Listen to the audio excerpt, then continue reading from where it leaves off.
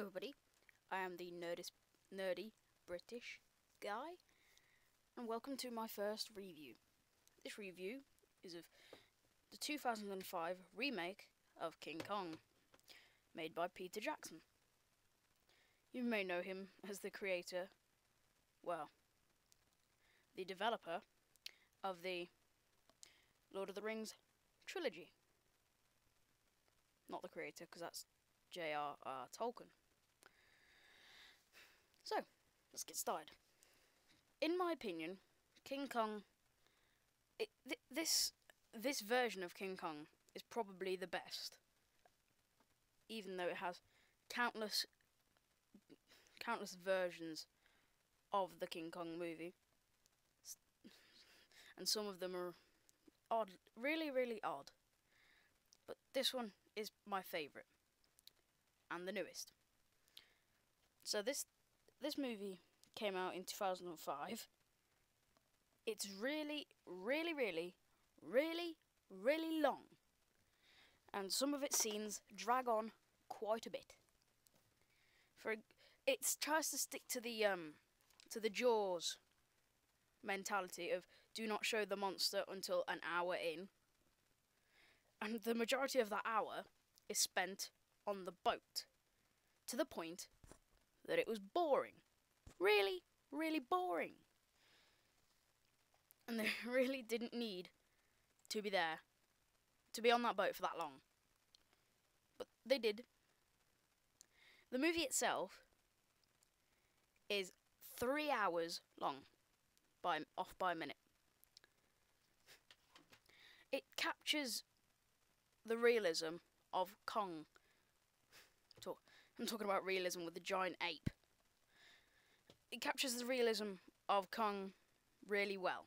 He moves like an animal, but sometimes it seems like some of the things he does are not very animal-like.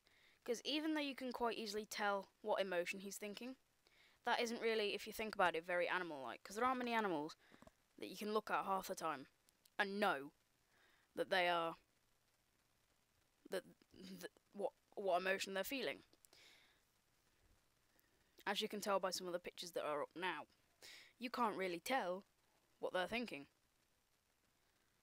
So I think they got the animalistic side mostly right, but they put a little too much emphasis into being able to tell his emotions, to the point where it's not really very much beast-like anymore. It's a great movie.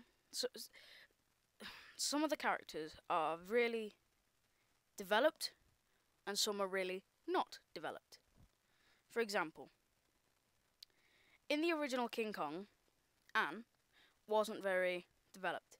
You didn't know much about her beforehand, and all she did was scream the majority of the movie. In this one, you find out what she did before she got talked into embarking on the voyage, and you see more of her personality. More personality, less screaming. And at some points, she's not actually just the pushover that in the original Anne was.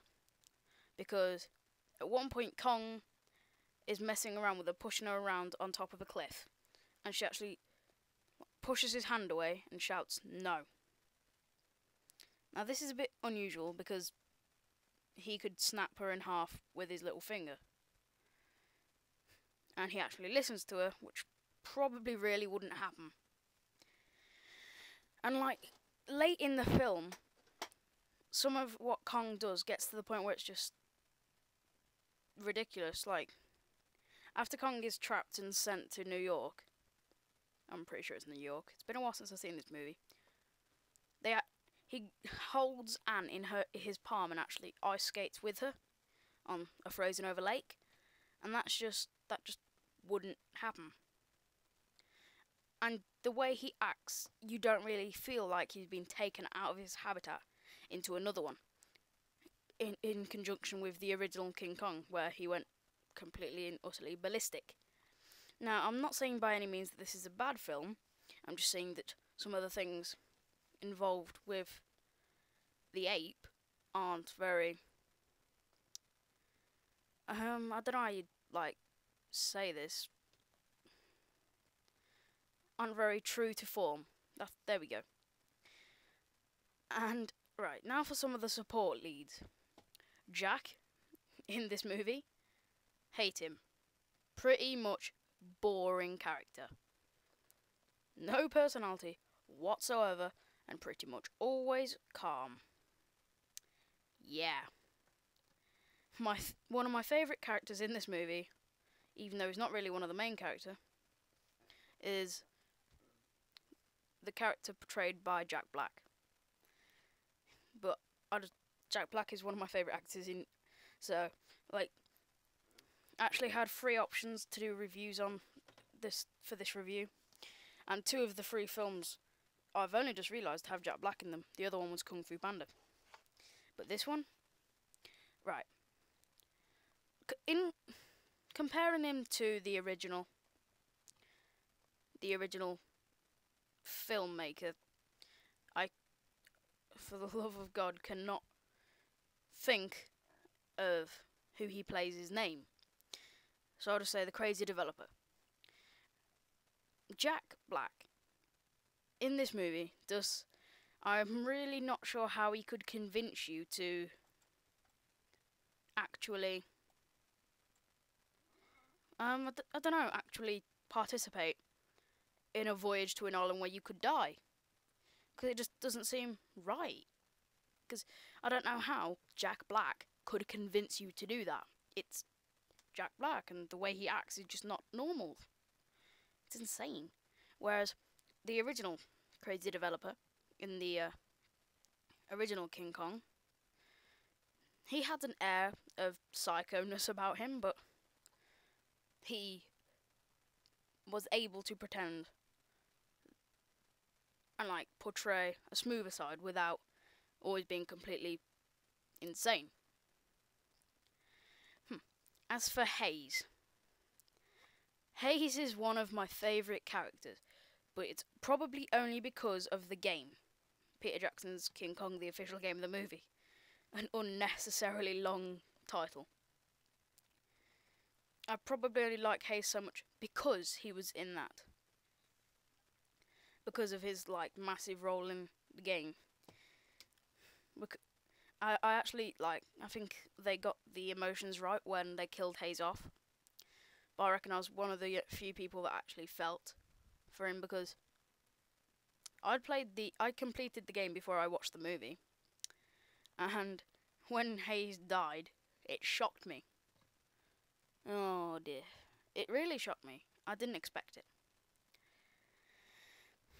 So, yeah, they definitely managed to portray him well. But what I think they really, really did well in improving on is the tribal people. Like, in the original, they weren't as intimidating as they are in this one. For example, at one point when it's all silent, they've just entered the tribal village in the 2005 Peter Jackson King Kong. When they talk to that eerie old woman, it's actually creepy.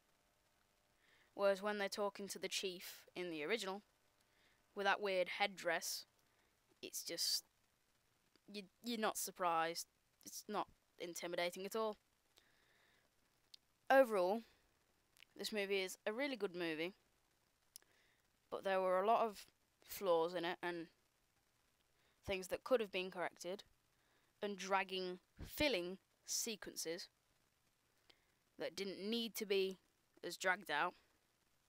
But overall, out of 10, I'd give this movie a solid 7. I'd say pretty much you should watch it, but make sure you have the time, seeing as how long it is. And I'd say if you're gonna watch it with a friend, because otherwise the dragging sequences might convince you to just give up on watching it. But other than that, thanks for watching, and I'll see y'all later.